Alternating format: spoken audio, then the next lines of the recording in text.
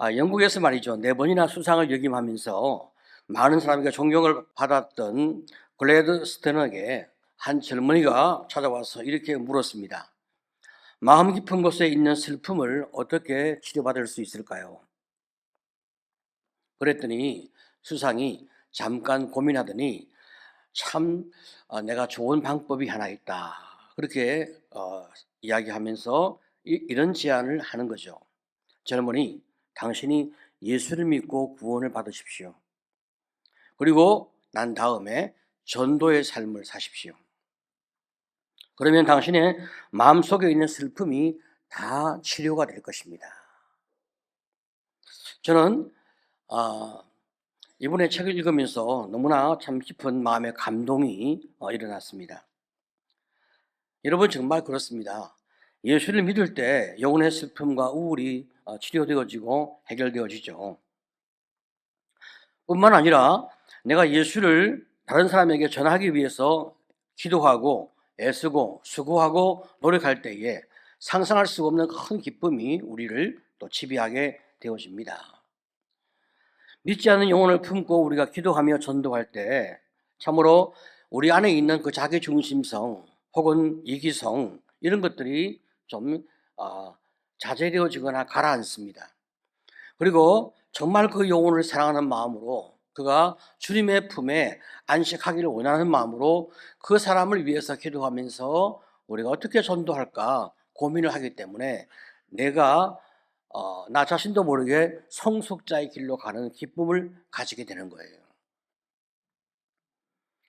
예수님께서 제자들을 전도대로 파송하신 것이 성경에 2번 등장합니다. 누가복음 9장에서 12제자를 한번 파송하시고 10장에서는 더 많은 70인 제자를 주님께서 파송을 하시는 거예요.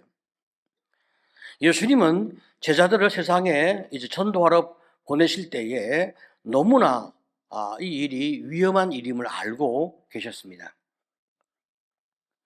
그래서 누가복음 10장 3절에 갈지어다 내가 너희를 보냄이 어린 양을 이리 가운데 보냄과 같도다. 그렇게 주님이 걱정하고 염려하고 그들을 위해 기도하셨어요. 복음을 들고 가는 예수님의 제자들은 어린 양처럼 자기를 보호할 수 있는 능력이 없는 거예요. 여러분, 양은 말이죠. 날카로운 이빨이나 발톱도 없고 또 빠르지도 못합니다. 언제나 목자가 없게 되어지면 맹수의 밥이 될 수밖에 없는 그런 어려운 처지에 빠지게 되어집니다. 그러나 제자들이 만나야 할 사람들은 이리와 같이 제자들을 물어뜯는 상처를 줄 수 있는 그런 사람들이거든요. 그러니까 주님이 걱정하고 염려하시는 거예요. 심지어 세상 사람들은 그 순진하고 순수한 제자들을 이용하거나 가진 것을 빼앗거나 심지어 목숨까지 잃을 수도 있는 거예요. 그런데 이 양은 이리와 싸워서 이길 수가 없단 말이죠. 오히려 예수 믿지 않는 세상 사람들이 더 잘 사는 것 같고 더 힘이 있는 것 같고 더 능력과 권세가 있어 보이기 때문에 우리는 주눅들 수가 있는 거예요. 그러면 우리 주님께서 말이죠. 제자들을 강한 늑대나 호랑이 같이 아주 이렇게 참 강력한 힘이 있는 사람으로 만들어서 세상에 탁 파송하면 얼마나 좋겠습니까? 왜 양처럼 연약한 상태로 세상에 파송할까? 굉장히 우리가 가끔 궁금한 마음을 가질 때가 있어요. 우리 하나님은 전능하신 하나님이신데 왜 이렇게 일을 진행하실까? 굉장히 우리는 좀 어려운 마음이 들죠. 하지만 여기에 굉장히 중요한 기독교적 가치, 하나님의 포인트가 있어요. 이 방법만이 주님의 사랑을 보여주는 가장 강력한 방법이 되기 때문에 하나님이 이 방법을 사용하시는 거죠. 여러분, 하나님만큼 지혜로운 분이 어디 있겠어요? 그분이 결정하신 방법이 가장 탁월하기 때문에 주님이 이 방법을 사용하시는 거예요. 전능하신 하나님이신 우리 예수님도 이 땅에 오실 때 자기를 보호하지 못하는 갓난 아기로 오셨어요. 예수님은 자신을 보호하고 세상을 다스릴 수 있는 돈 많은 부자나 권력자나 혹은 강력한 어떤 사람으로 이 땅에 올 수도 있어요. 그런데 아무도 주목하지 않는 초라한 목수의 아들로, 그것도 말구유에 태어나는 수치를 당하시는 거예요.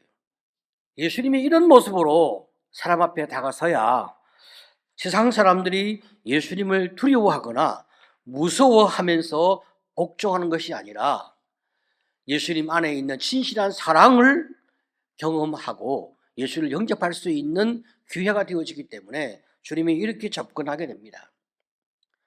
제자들이 말이죠, 총칼을 들고 마을을 다니면서 복음을 전한다고 하면 사람들이 두려워서 예수를 믿을 거예요.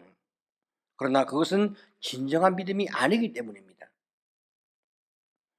주님은 우리가 진정한 우리의 본심으로 하나님을 사랑하고 예수를 믿음으로 구원받기를 원하시거든요. 그래서 제자들이 무기를 들고 강력한 어떤 외적 힘으로 복음을 전하러 가지 아니하고 연약한 상태 그대로 단지 영혼을 사랑하는 그 진실한 마음만 가지고 복음을 전하러 가도록 그렇게 이끌어 가시는 거죠. 이렇게 복음을 전하러 가는 제자들에게 주님이 몇 가지를 당부하시는 거예요. 누가복음 10장 4절을 보게 되어지면 전대나 배낭이나 신발을 가지지 말며 길에서 아무에게도 무난하지 말며. 여러분, 전대가 무엇입니까? 돈이나 여행 물품을 넣어서 어깨에 두르거나 허리에 매거나 하는 가방과 같은 것이 전대입니다. 그런데 전대나 배낭이나 여분의 신발을 가지지 말라 이렇게 말씀하고 있는데 무슨 뜻으로 이렇게 말씀하고 있을까요? 그것은 오직 하나님만 의지하는 훈련을 하도록 하시는 거예요.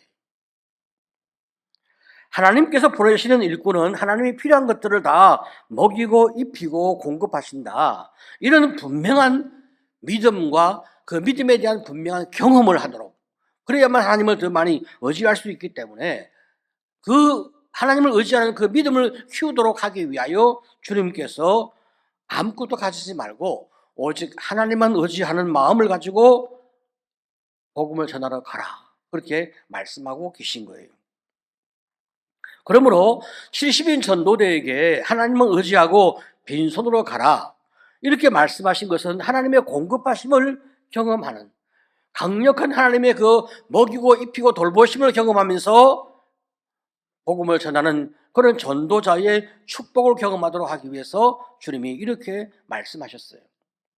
그런데 어떤 분들은 이 말씀을 가지고 또 오해를 하는 거예요.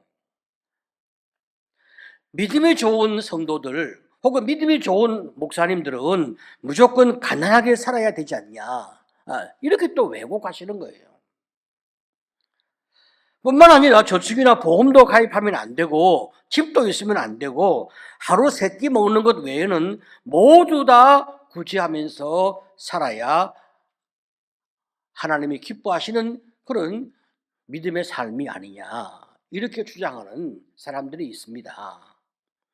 이런 사람들은 정말 심리적으로 강박증적인 사람들이거나 피해망상적인 사람들이 이런 생각을 많이 하게 됩니다. 여러분, 우리 하나님은 우리가 가난하게 사는 것을 기뻐하지는 않습니다. 우리가 어쩔 수 없이 가난해진 것은 하나님이 참 안타까운 마음으로 우리를 도우시고 이끌어 가시지만은 우리가 스스로 선택해서 가난한 자의 길을 가는 것을 하나님이 기뻐하지 않습니다. 우리 하나님은 우주 만물을 말씀으로 창조하신 풍성한 분이고, 하나님은 우리가 주님의 자녀로서 풍성하고 넉넉하게 살기를 원하시고 행복하게 살기를 원하시거든요. 믿으시기를 축복합니다. 아멘.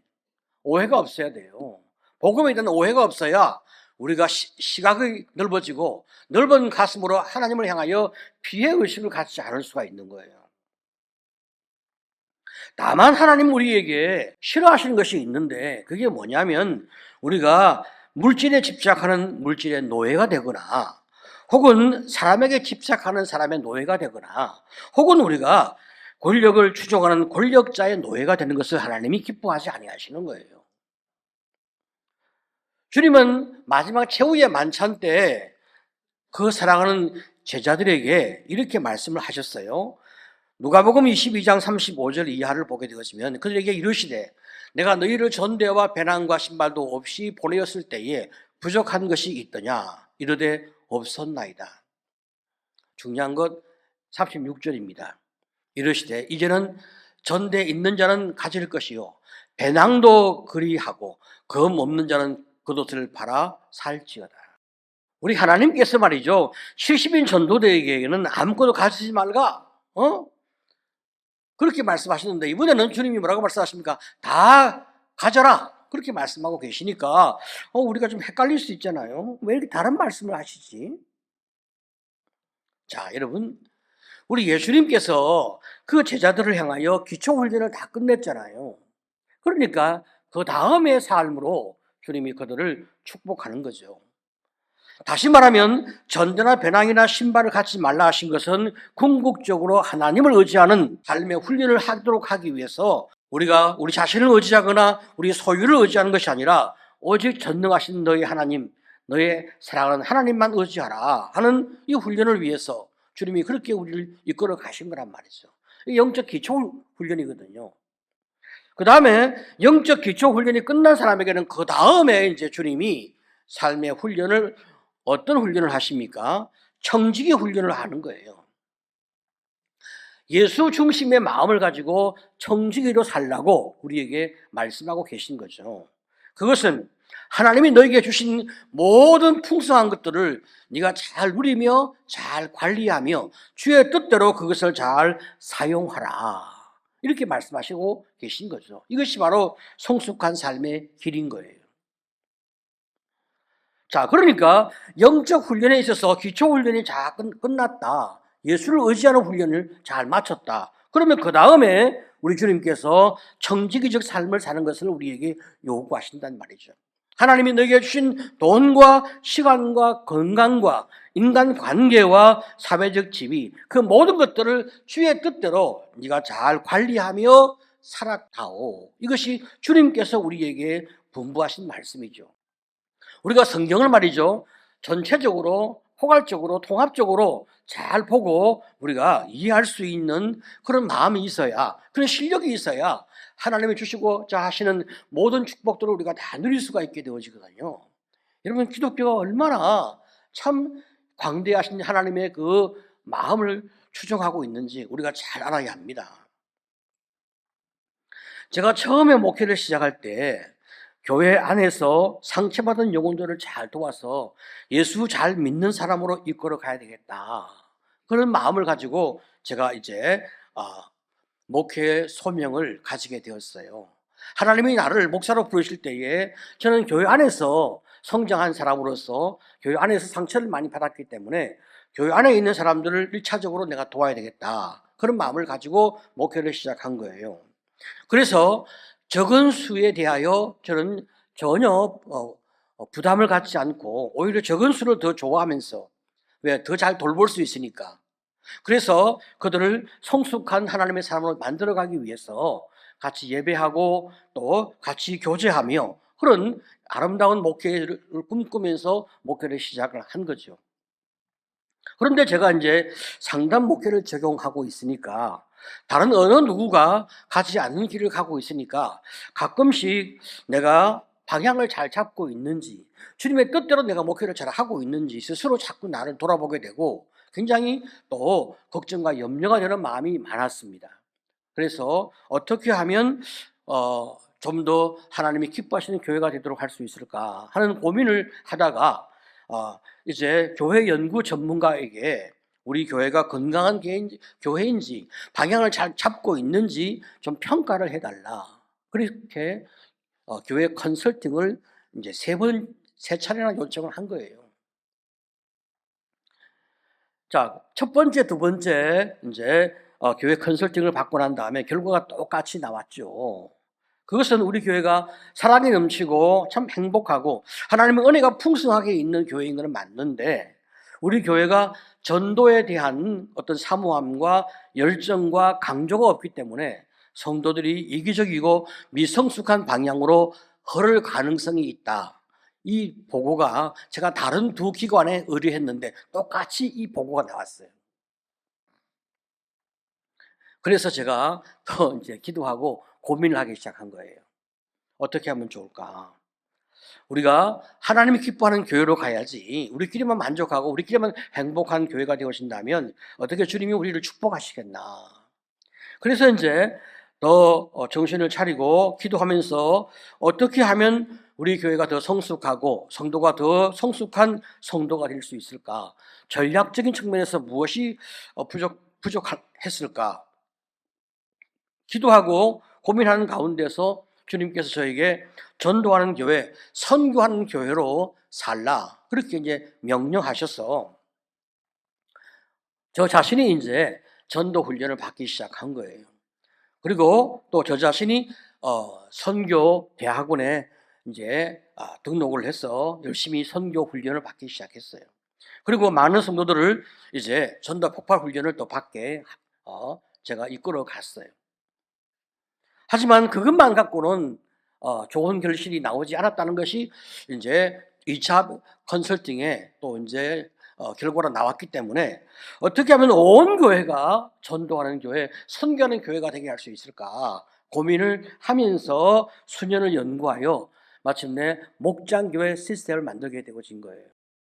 자, 이런 과정을 통해서 말이죠, 우리가 참 하나님 앞에서 하나님이 기뻐하시는 그 전도하는 교회로, 선교하는 교회로 우리 교회가 서서히 체질이 이제 바뀌어가기 시작한 거예요.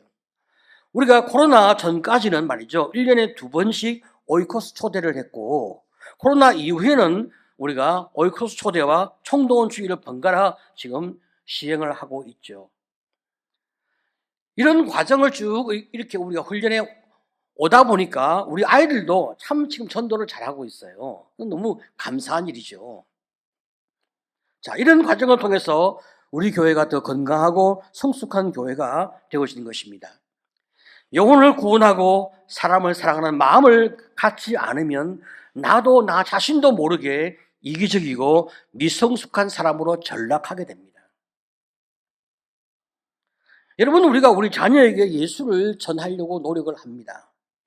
예수를 믿는 아이에게는 더 성숙한 믿음을 보여주려고 우리가 노력을 합니다. 우리 목원들에게 사랑으로 살도록 우리가 도전하려고 하고 세상의 복음화를 위하여 우리는 더 많이 애를 쓰려고 우리가 수고하고 있습니다.